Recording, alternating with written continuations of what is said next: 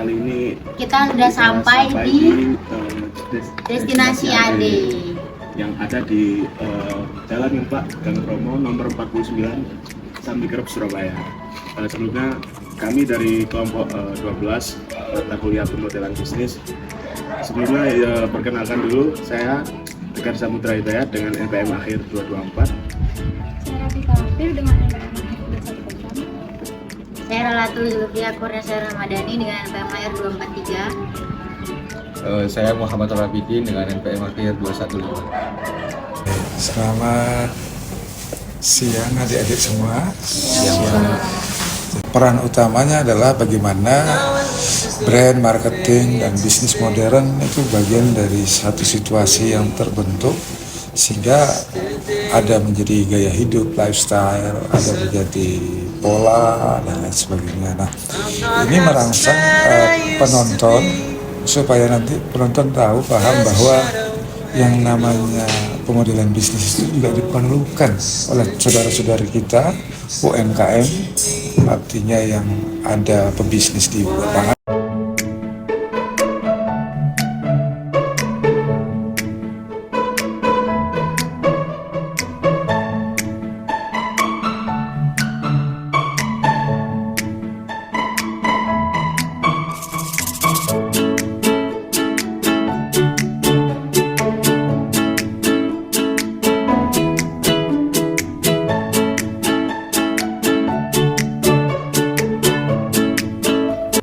Baik, selamat siang adik. Di sini maksud kedatangan kami ingin mewawancarai terkait model bisnis yang ada di PT Destinasi AD ini. Sebelumnya mungkin boleh memperkenalkan diri terlebih dahulu. Ya, nama saya Adi Setiawan Utomo. Saya domisili Surabaya sini. Saya usianya 33 tahun. Nah, kami mendirikan Destinasi AD ini mulai tahun 2016 sampai sekarang. Mungkin untuk mempersingkat waktu, mungkin langsung saja. Mungkin saya ingin bertanya terkait yang pertama tentang segmentasi pelanggannya. Ya. Untuk PT Destinasi AD ini siapa sih untuk pelanggan utamanya? Apakah untuk wisatawan lokal atau mungkin targetnya adalah keluarga-keluarga atau mancanegara juga? Jadi kalau di Destinasi AD ini alhamdulillahnya semua segmen kita kalau bisa kita jangkau karena di pariwisata tuh bisa menjangkau semuanya sebenarnya. Kami biasanya segmentasinya di perusahaan, instansi, dinas-dinas, terus juga wisatawan asing juga sempat ada. Ya, terus open trip juga ada. Jadi yang kita ya semua sebenarnya melayani semua. Melayani semua. Kemudian kalau jenis wisata yang paling sering dicari oleh customer itu yang seperti apa? Apakah wisata alam yang paling banyak atau hanya liburan biasa gitu? Nah, Destinasi AD ini mayoritas tamu kita setelah kita analisa di usia 20 sampai 40 tahun. Jadi kita lebih mengarahkan ke wisata alam. Sangat cocok untuk anak muda, dan juga yang kedua kita jangkau ini generasi yang suka posting di Instagram, Instagramable gitu ya. Atau kalau orang biasanya disebut ada generasi Z ya. Gen Z itu salah satu target kita. Tapi itu yang utama. Kalau yang kedua di instansi juga target kita juga sih. Segmen kita juga. Baik, mungkin ke poin yang kedua terkait penawaran nilai. Apa alasan apa yang membuat pelanggan harus memilih layanan dari PT Destinasi AD ini? Jadi gini, kenapa mereka memilih kita? Ya, ini jadwal kita kan padat nih, rame juga. Iya. Nah, Kalau menurut saya ada berbagai pertimbangan tamu. Yang pertama mungkin karena pelayanan. Pertama kan kita kan jasa. Pelayanan kita harus baik. Jadi pelayanan itu pasti mereka akan getok tulang, pasti akan nge-share ke yang lain. Oh ini loh destinasi Ade bagus, loh pelayanannya bagus, tamunya bagus. Yang pertama pelayanan, kita melayani dengan sopan, ramah, santun, terus juga nggak bohong, di-treat nggak tipu-tipu. Nah, pertama itu pelayanannya sesuai. Yang kedua masalah transportasi juga. Kita transportasi juga ada sendiri kan? Ada unit sendiri. Kita juga ada perawatan unit sendiri. Jadi pastikan nyaman. Yang ketiga dokumentasi. Dokumentasi ini yang penting juga. Nah, di dokumentasi kita ini juga ada foto, juga kita sediakan juga sinematik video juga ada. Jadi untuk branding tamu-tamu biar juga cuma foto aja, kita juga siapin foto video juga. Itu. Kemudian apakah ada paket wisata khusus atau layanan unggulan yang ditawarkan oleh destinasi Ade ini?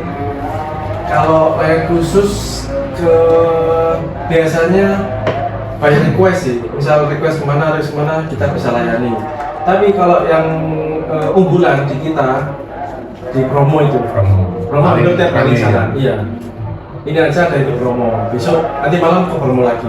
Hampir tiap hari itu kita ada promonya. Mungkin ke next selanjutnya, bagaimana sih cara destinasi Ade ini menjangkau customer atau pelanggan? Misalnya seperti mungkin lewat media sosial atau YouTube atau websitenya mungkin.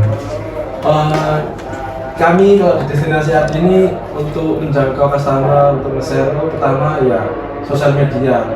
Kami ada Instagram kami ada 4, nggak salah 4. Nah ini 4 akun nih ada semua.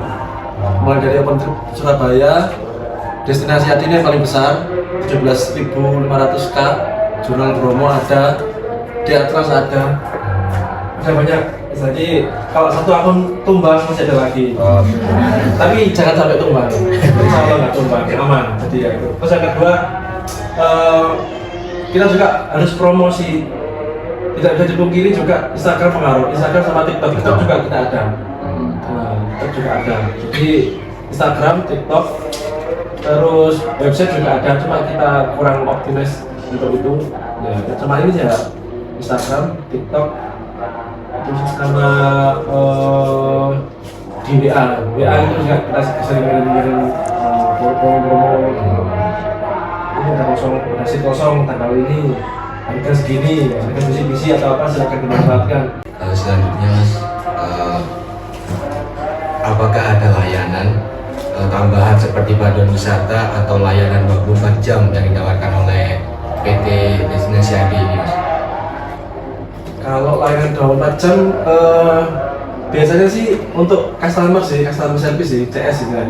Kita masih bisa melayani sampai 24 jam insya Allah masih bisa. Tapi kalau untuk jam kantor sampai jam 4:30 sore. Tapi kalau untuk masih by online kita bisa melayani 24 jam. Terus selanjutnya bagaimana PT Destinasi Ade ini menangani komplain dari pelanggan yang merasa tidak puas gitu Mas? Yang pertama kita cari tahu dulu kenapa komplainnya di mana. Kita telusuri dulu terus masalah di mana. Yang penting yang pertama kita sampaikan dengan santun dulu. Kita mohon maaf Bapak Ibu jika ada kekurangan, mohon maaf kita ada kekurangan di mana ya, dari segi mana. Nanti kita telusuri, nanti kita cross check dulu, kita klarifikasi dulu. Kalau emang benar-benar kita salah, kita harus ngakui salah. Gak apa-apa. Karena emang ya gak bisa bohong Pak, kalau wisata apa terus ini jasa pelayanan soalnya. Tapi kalau emang kita ada miskomunikasi, kita klarifikasi.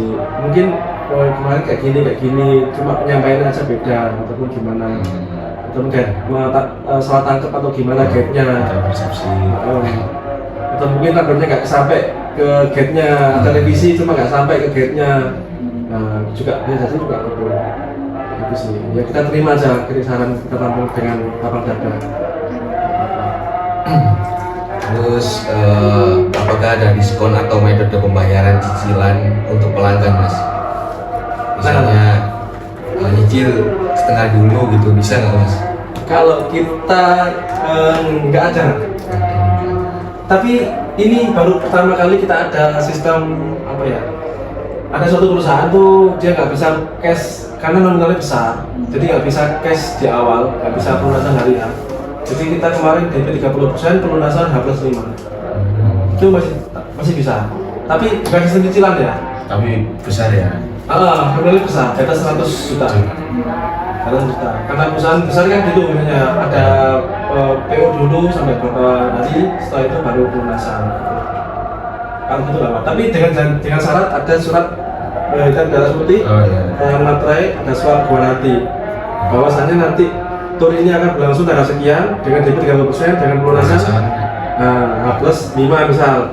Dan juga nanti dibuat keterangan jika ada keterlambatan pembayaran, maka pihak yang ini akan dikenakan charge 5% per hari dari total biaya. Pasti nggak berani dia, pasti dia bayar on time. Ini sudah dibayar hari ini.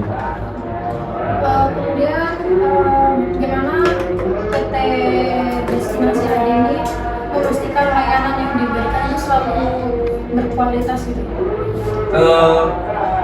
Yang pertama kita setiap tour itu biasanya ada grup WA.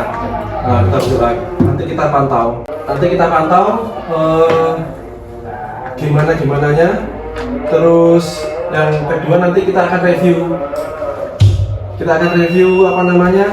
Gimana trip kita seperti apa?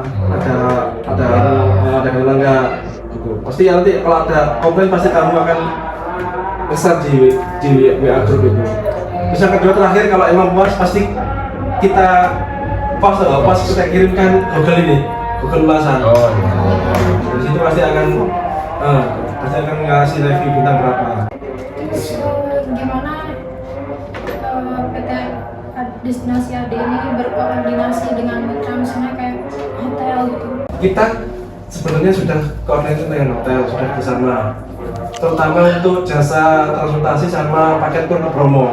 Karena kan di Surabaya ini banyak bule-bule juga nginep di Surabaya untuk tur ke Bromo. Jadi kita udah di sana. Jadi sistemnya nanti mereka yang jual. Misal ada paket tur Bromo, store-nya 2 juta. Mereka yang jual pasti di atas itu. Terserah, mereka store berapa terserah. Misal dijual 23, 24, atau 2,5 juta, terserah mereka, terserah pihak hotel. Yang penting dia store kita 2 juta. Itu ada. Kita hotel-hotel di Surabaya kayak gitu.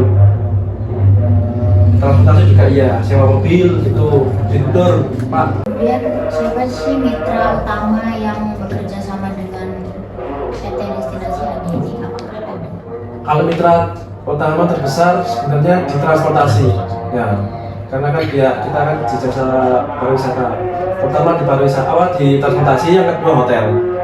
Itu harus kita kunci. Kemudian apa saja biaya terbesar dalam menjalankan bisnis tour travel ini? Kos terbesar itu adalah transportasi, karena hampir menguras 50% sampai 60% dari biaya yang kita jual. Makanya kita punya unit sendiri, ya untuk memangkas. Nah, itu nanti uangnya larinya ke kita sendiri. Itu transportasi paling besar. Paling besar. Lainnya mungkin makan 20%, tiket 20%, lain-lainnya 10%. Udah. Terutama besar ya transportasi. Mungkin cukup sekian tentang wawancara kami. Terima kasih atas waktunya sudah berkenan untuk diwawancarai. Mungkin sekian dari kami. Terima kasih.